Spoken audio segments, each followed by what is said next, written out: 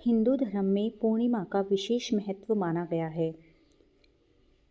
आश्विन मास की पूर्णिमा को शरद पूर्णिमा कहा जाता है, जो वर्ष की सबसे शुभ और पवित्र पूर्णिमा मानी जाती है। इस दिन चंद्रमा अपनी 16 कलाओं से पूर्ण होकर आकाश में उदित होते हैं और उनकी चांदनी को अमृतमयी बताया गया है।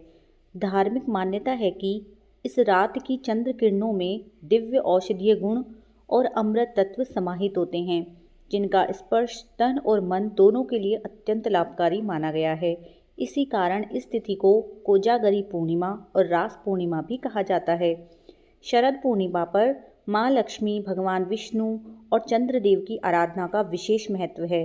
इस दिन व्रत, पूजन और जागरण करने से जीवन में सुख, समृद्धि, धन धान्य और सौभाग्य प्राप्त होता है। इस साल 6 अक्टूबर यानी कि आज शरद पूर्णिमा का पर्व मनाया जाएगा। प्राचीन ग्रंथों और पुराणों में इस दिन की पौराणिक कथाएं वर्णित हैं, जिससे इसका महत्व और बढ़ जाता है। आइए जानते हैं शरद पूर्णिमा की व्रत कथा। चलिए शुरू करते हैं। हिंदू धर्म में व्रत, उपवास और त्योहारों का विशेष महत्व होता है। बहुत समय पहले की बात है, एक नगर में एक अत्यंत संपन्न साहूकार रहता था। उसके पास धन दौलत, सम्मान और वैभव की कोई कमी नहीं थी। साहूकार की 2 पुत्रियां थीं। दोनों का स्वभाव अलग अलग था। बड़ी पुत्री धार्मिक प्रवृत्ति की गंभीर और आस्थावान थी। उसे व्रत, पूजन, नियमों का पालन करना बहुत प्रिय था। वह हर पूर्णिमा का व्रत करती और विधि पूर्वक पूजा अर्चना करती थी। दूसरी और छोटी पुत्री थोड़ी लापरवाह थी। वह भी पूर्णिमा का व्रत करती थी, लेकिन केवल दिखावे के लिए। कभी पूजा अधूरी छोड़ देती, कभी नियम का पालन नहीं करती। श्रद्धा का भाव भी उसमें उतना गहरा नहीं था। समय के साथ दोनों बहनों के जीवन में स्पष्ट अंतर दिखने लगा। बड़ी पुत्री के घर में सुख, शांति और समृद्धि बनी रहती थी। उसकी संतानें स्वस्थ और दीर्घायु थी। घर में लक्ष्मी माता का वास था और सब कुछ मंगलमय प्रतीत होता था। इसके विपरीत छोटी पुत्री के जीवन में लगातार कष्ट बने रहे। जब भी वह संतान जन्म देती, वह बच्चा कुछ ही समय में मृत्यु को प्राप्त हो जाता। बार बार संतान हानि से उसका जीवन दुख और निराशा से भर गया था। एक दिन छोटी पुत्री अत्यंत दुखी होकर नगर के पंडितों के पास गई और बोली, गुरुदेव, मैं बहुत दुखी हूँ। मेरे घर बार बार संतान जन्म लेती है, परंतु जीवित नहीं रह पाती। कृपया बताइए, ऐसा क्यों होता है? क्या मेरे भाग्य में संतान सुख नहीं लिखा? पंडितों ने ध्यानपूर्वक उसकी बात सुनी और कुछ देर मौन रहने के बाद बोले, बेटी, इसका कारण तुम्हारी लापरवाही है। तुम पूर्णिमा का व्रत तो करती हो, परंतु उसे पूरे नियम और श्रद्धा के साथ नहीं निभाती। व्रत अधूरा करने से उसका फल नहीं मिलता। यही कारण है कि तुम्हारी संतान जीवित नहीं रहती। यदि तुम विधि पूर्वक व्रत करोगी तो संतान सुख अवश्य प्राप्त होगा। पंडितों की बातें सुनकर छोटी पुत्री ने मन ही मन निश्चय किया कि अगली पूर्णिमा पर वह व्रत पूरी श्रद्धा और नियम से करेगी। समय बीता और अगली पूर्णिमा आई।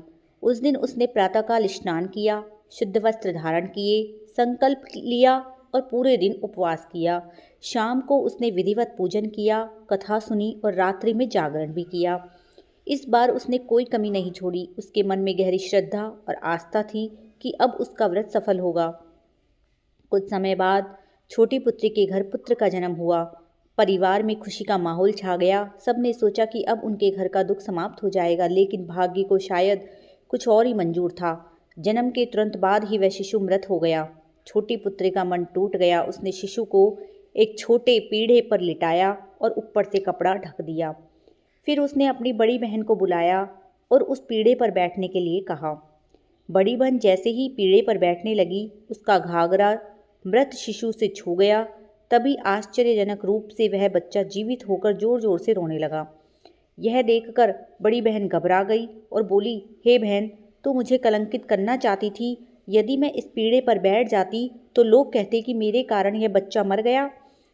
छोटी बहन, नहीं बहन, ऐसा कुछ नहीं। यह बच्चा तो पहले से ही मृत था, परंतु तेरे पुण्य, तेरे भाग्य और तेरे व्रत की शक्ति से ही यह जीवन में लौट आया है। तेरी आस्था और श्रद्धा के कारण ही यह चमत्कार हुआ है।